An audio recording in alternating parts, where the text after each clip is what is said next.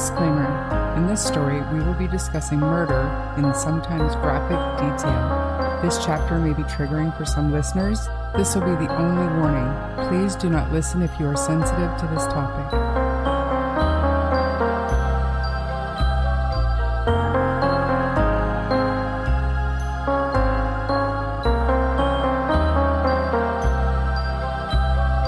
Hello, everyone. Today's true crime story is the Texas Chainsaw Massacre. I'm sure we've all heard of the movies, but did you know that the movies are based on true events? It's crazy. In the 70s, when this one first came out, I'll say I had no idea it was based on true events. I came to find out, though. Yeah. Now, I've always wondered, do the relatives of the people who lost their lives hate these movies? Do they make the connection? It's just crazy to make a real gory horror movie franchise off of real pain and suffering. And I've thought of that too. I've wondered that too. But I love the movies. I really do. So, I mean, here's the two sides. They make the best movies because it comes from real pain and suffering and real fucked up shit that actually happened.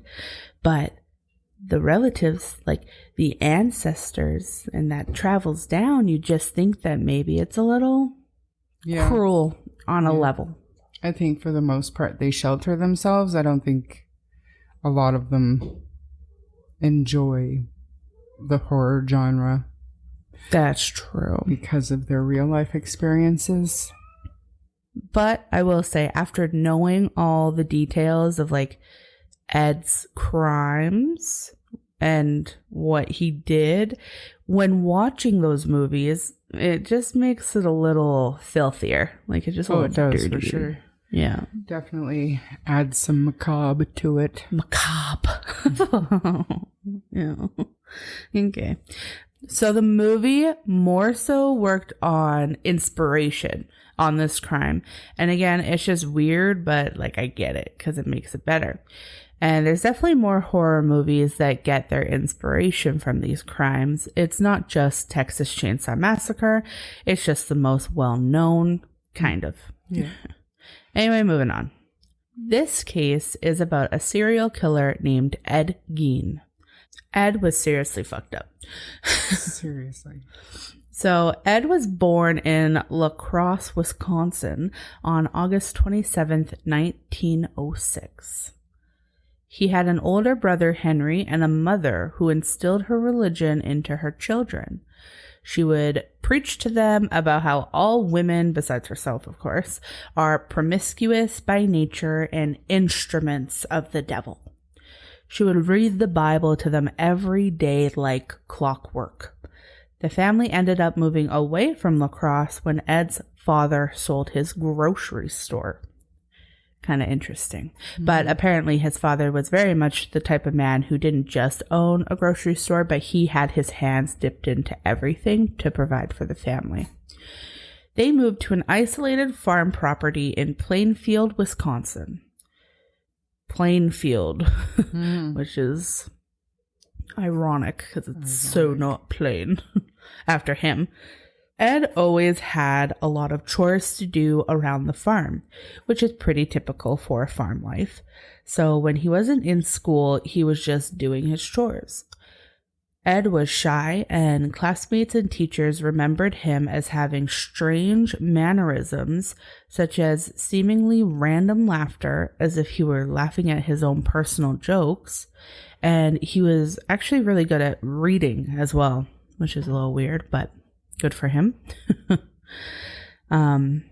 But more issues probably would have arisen within him, as his mother was very strict, and apparently she would actually punish him if and when he tried to make any friends. That's bizarre. It's so rude. In 1940, Ed's father, George, died at age 66 due to a mixture of problems that his alcoholism just worsened. Following this, Ed and his brother had to start doing the odd job to support the household. They were both handymen, and the community considered them reliable and honest. Ed specifically enjoyed babysitting, and they think it's because he could better relate to children than the adults around him, which kind of plays into a low IQ, but apparently he was good at reading. The two were older now, and Ed's brother, Henry, was starting to think for himself. He had met a divorced mother of two and started dating her. He started to make plans to move in with her, but was also worried about Ed's relationship and attachment to his mother. Henry seemed to have more of a bitterness towards their mother than Ed, and would often speak badly of their mother, which Ed did not like. I'm starting to hear echoes of Psycho Norman Bates. Norman Bates AF. Yeah. Mm-hmm. Which it's so interesting because especially if did you used to watch Bates Motel, the show? I started watching it from the beginning when the final season was on TV. Okay. So by the time I got through all the seasons, like basically it was time to watch the entire final season. But yes. So you've seen it all? I have. So, like, literally, like, Norman's brother is older, like, literally based off of this mofo. Right. And just like in the show, Ed, a.k.a. Norman Bates, really didn't like when, I think his name is Dylan in the show, the older brother, was disrespectful to the mom. Mm-hmm. It's the same thing, because it's based off of this. Which leads us into the day of May 16th, 1944. The brothers were burning away marsh vegetation on the property when the fire got out of control. The fire department arrived and got the fire out. On the same day, Ed reported his brother Henry missing. A search party went out for Henry, and they did find him, but he was lying face down dead. Wow. So it's a little suspicious. Just a little. Just a little bit, yeah. At this time, a little bit. Once you know everything about Ed, it's like maybe not a little suspicious, maybe a lot suspicious. Henry had been dead for a bit, but as he did not appear burned or injured, they later ruled his death as being caused by asphyxiation. Really? So, I mean, could have been from the smoke. Could have been from the smoke, but they didn't. Okay, they didn't look into it. Right. It was later reported by biographer Harold Schechter that Henry had bruises on his head. Who knows if that's true, but that is what is reported. The investigators didn't do any further digging and took it as an accident, just as it was reported. An autopsy was not performed. So, and I mean, 1944. You could get away with murder. With Henry out of the picture, it was now just Ed and his mother. His mother had a stroke shortly after Henry's death and was left paralyzed to some degree. Ed by now had devoted his life to taking care of her. In 1945, Ed and his mother visited a man named Smith to purchase straw. While there, Ed and his mother witnessed Smith beat a dog to death. Even as a woman from inside the home came out to yell at him to stop. Ed's mother was really upset at what was happening, but not the dog being beaten, rather the fact that the woman who came out of the house was not married to Smith and therefore a harlot. Which is crazy. Soon after this, she had another stroke, which led to the rapid deterioration of her health. On December 29th, 1945, Ed's mother died at the age of 67, and needless to say, Ed was crushed. He was very attached and devoted to his mother. Her death was the final in his little family, leaving Ed alone. So, Norman Bates AF. Ed didn't consider giving up the farm. Instead, he boarded up the rooms that were used by his mom, which included like the upstairs, the downstairs parlor, and the living room. He would leave these rooms as is and untouched, obviously holding on to his mother, like her smell and all of it. I mean, I get it. You know, you say too, like, so it's funny because sometimes you say you'll get in my car and it'll just smell like me. I've got smells like mom. I've got a smell. And same with my mom. My mom has a mom smell. Yeah, no, it's a distinct smell. It's a familiar smell. Yeah. Totally. I get it, but I don't know if I'd want that. I don't know if I'd go so far as to boarding up rooms and stuff to Fuck no. to keep the smell of my dead mother. Hell no. Put like one of her shawls in a Ziploc bag or something, or take a whiff once in a while. Keep her perfume. I don't know. Yeah. Yeah. The rest of the house obviously became horrible. Ed lived in a small room next to the kitchen. To keep up financially, he would continue to do odd jobs. He also received a farm subsidy from the government starting in 1951, and he also ended up selling 80 acres of land that Henry had owned before his death. So those other rooms were literally like stacked with filth. Like by the time police went through that house, it was just disgusting. Yeah, I've seen Photos. Yeah, I don't know if they're crime scene photos. I think they are, but the house was disgusting. Mm-hmm. But jumping ahead, on the brisk morning of November 16th, 1957, the people of Plainfield, Wisconsin had started to bundle up as snowflakes had started to fall. Plainfield, at this time, had really held up to its name. The residents were pretty chill and nothing huge really happened in the small town. But on this day, everything changed. Mm-hmm. This was the day that the police uncovered the brutal scene that Ed Gein had left. On that same morning of November 16th, 1957, Plainfield hardware store owner Bernice Warden disappeared. A Plainfield resident reported that the hardware store's truck had been driven out from the rear of the building at around 9:30 a.m.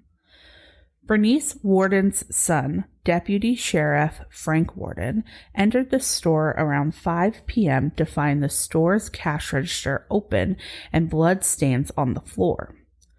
Frank Warden told investigators that on the evening before his mother's disappearance, Ed had been in the store and that he was to have returned the next morning for a gallon of antifreeze.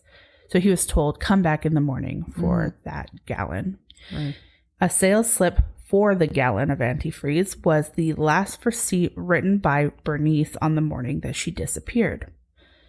So really suspicious, and hopefully in this day and age, people know that you can't just kill somebody after buying something. Like, obviously, you're going to go to jail. Totally different time. But just like imagine where they were back in the day. Like, that's just so crazy to me.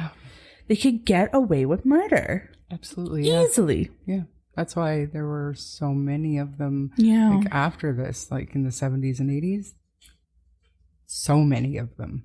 On the evening of the same day, Ed was arrested at a West Plainfield grocery store, and the sheriff's department searched the Gein farm. A sheriff's deputy discovered Bernice's decapitated body in a shed on Ed's property, hung upside down by her legs with a crossbar at her ankles and ropes at her wrists. Wow. The torso was, quote, dressed out like a deer, unquote. She had been shot with a .22 caliber rifle, and the mutilations were made after her death. Thank God. Yeah, so he treated it like he shot a deer, essentially. Yeah. After this gruesome discovery, the authorities began searching Ed's home, and this is what they found. I'm going to go through a list of everything that they found. At this point, they're like, oh, there was a murder. Let's go see what we can find in this dude's house. And they had no idea what they were about to frickin' uncover. Mm-hmm. Whole human bones and fragments, a wastebasket made of human skin covering several chair seats, skulls on his bedposts, female skulls, some with the tops sawn off, bowls made from human skulls, a corset made from a female torso skinned from shoulders to waist, leggings made from human leg skin, masks made from the skin of female heads, Mary Hogan's face mask in a paper bag, Mary Hogan's skull in a box, Bernice Worden's entire head in a burlap sack, Bernice Worden's heart in a plastic bag in front of Ed's potbelly stove, 9 vulvae in a shoebox, like the outer part of a vagina. That's terrible. That's terrible. That's terrible. 9.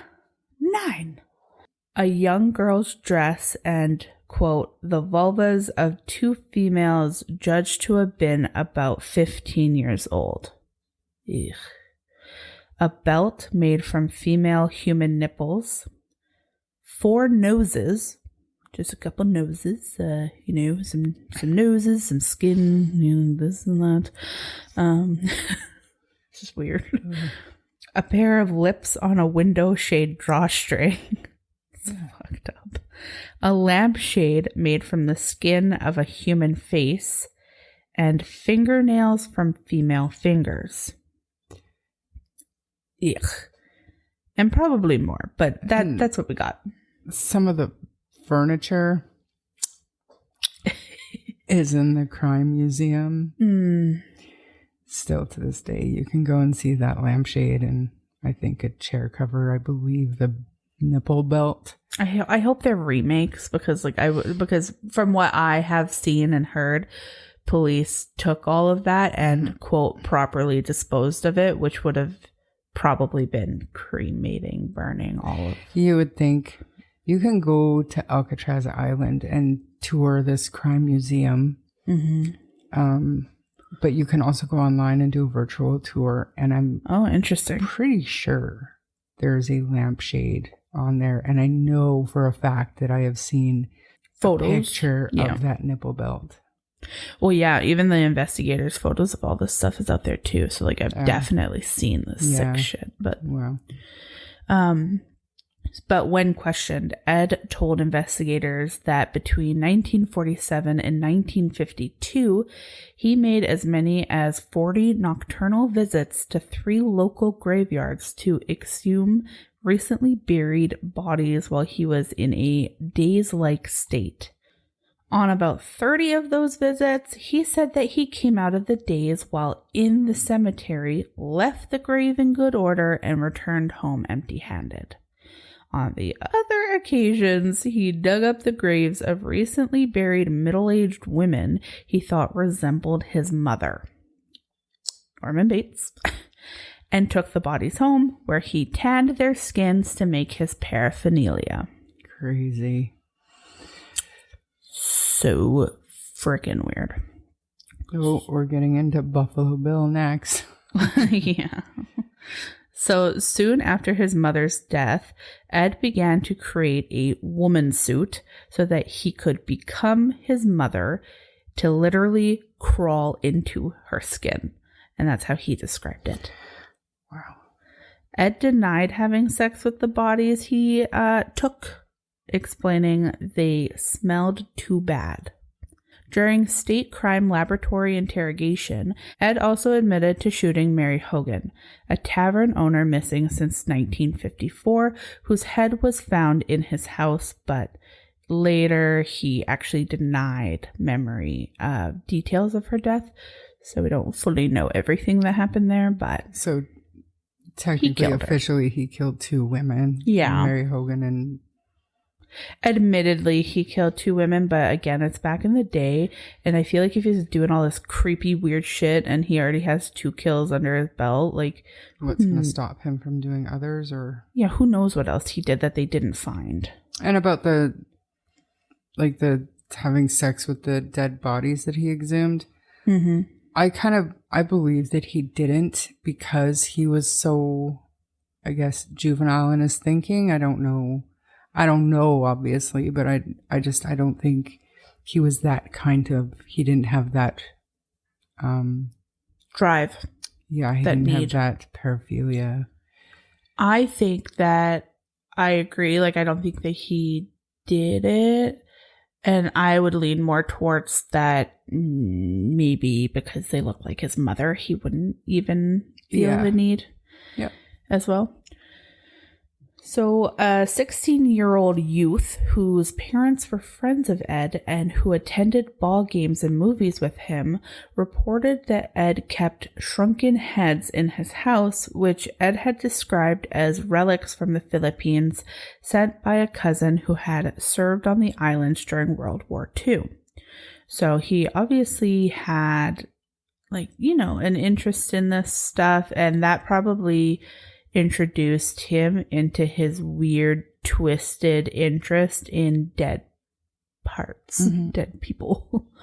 And after learning about the Mike Valleys / Ramirez case, just learning what happens to those heads before they even take them, and the fact that they even take them, what a weird thing. I can't even believe that's a thing. Upon investigation by the police, these were determined to be human facial skins carefully peeled from corpses and used by Ed as masks. So he was using masks. He was a weirdo. Ed was also considered a suspect in several other unsolved cases in Wisconsin, including the 1953 disappearance of Evelyn Hartley, a lacrosse babysitter. So honestly, there are questions to the extent of everything that he did, and I very much think that he had more crimes. And I think back then it would be really easy for them to kind of pin murders on him with no proof, just because of how depraved they would see that. So they would probably think, you know what I mean? They probably think there's no way there's two of these guys out there. He must have done this one too. Yeah. During questioning, Sheriff Art Sheely reportedly assaulted Ed by banging his head and face into a brick wall. As a result, Ed's initial confession was ruled as inadmissible. This sheriff passed away before Ed's trial, but the people who knew him stated that Ed had traumatized him with his crimes, and it was like Art was a victim of Ed as well. On November 21st, 1957, Ed faced one count of first-degree murder where he pleaded not guilty by reason of insanity. Ed was diagnosed with schizophrenia and found mentally incompetent, thus unfit for trial. He was then sent to the Central State Hospital for the Criminally Insane, now the Dodge Correctional Institution, because they don't call it that no more, which is a maximum security facility in Wisconsin. And then he was later transferred to the Mendota State Hospital in Madison, Wisconsin. In 1968, doctors determined Ed was mentally able to confer with counsel and participate in his defense. The trial began on November 7th, 1968, and lasted 1 week. A psychiatrist testified that Ed had told him he did not know whether the killing of Bernice Worden was intentional or accidental. Ed had told him that while he examined a gun in Warden's store, the gun went off, killing Warden. Ed testified that after trying to load a bullet into the rifle, it discharged. He said he had not aimed the rifle at Warden and did not remember anything else that happened that morning. To me, that's hard to believe, but you know what? Who knows? Well, you know what? If he had these blackout, and schizophrenia too. Situations, totally. Yeah. At the request of the defense, Ed's trial was held without a jury. Judge Robert H. Gulmar presided. Ed was found guilty by Gulmar on November 14th. A second trial dealt with Ed's sanity. After testimony by doctors for the prosecution and defense, Gulmar ruled Ed, quote, not guilty by reason of insanity, and ordered him committed to Central State Hospital for the Criminally Insane. Just referring it to that name as, that's what it was at the time. Yeah. Ed spent the rest of his life in a mental hospital. And fair. Which is, as far as you go, he's pretty crazy. So, yeah. It's fair. It's a fair thing, but it's just a creepy story to have to go through. This was a dude who, if he had schizophrenia and he had these blackouts, he probably did things that he doesn't remember. And honestly, it kind of feels and seems like he doesn't remember the worst things. Mhm.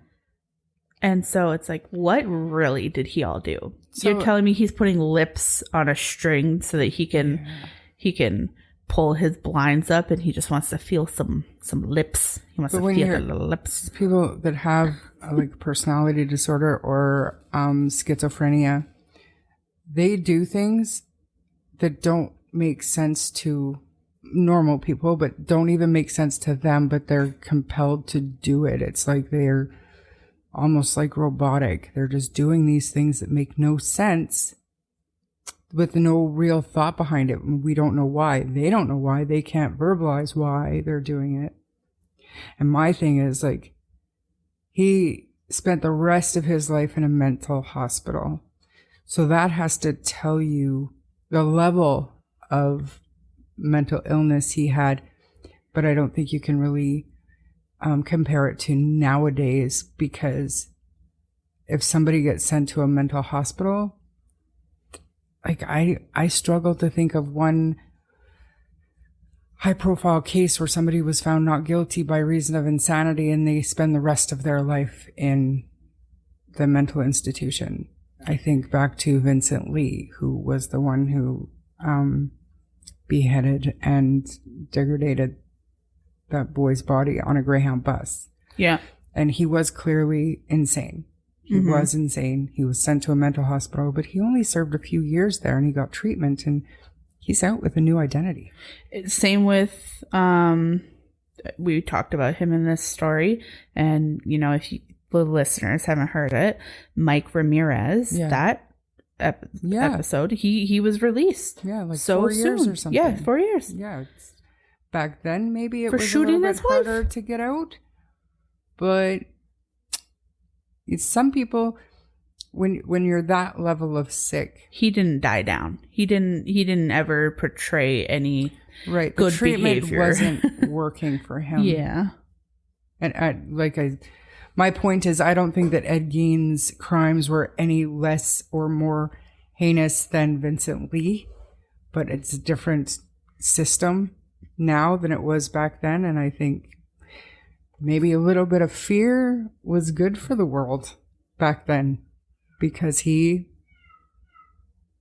was made to stay there for the rest of his life. So Literally. Brought to light also the possibility that people kill people. And yeah, that is a And horrible do quote, but it's just true. terrible things. Yep. So there we have it.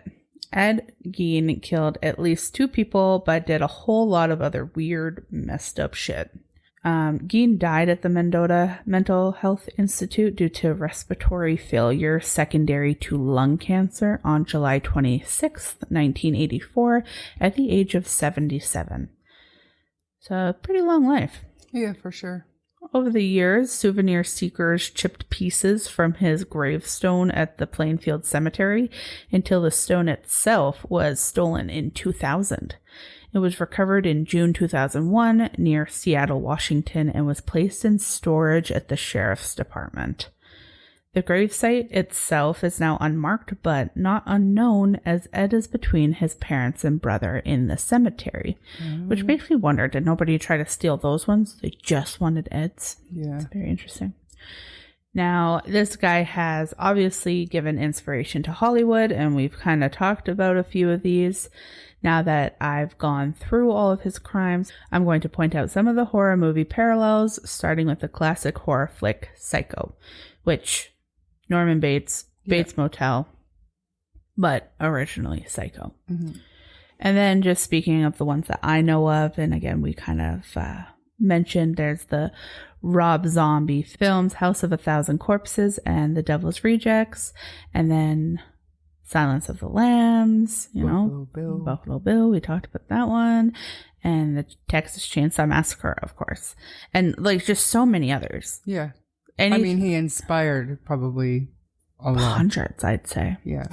It's crazy. But yeah, if anything else comes to mind to any of the listeners, any movies that like have some interesting parallels, be sure to let us know.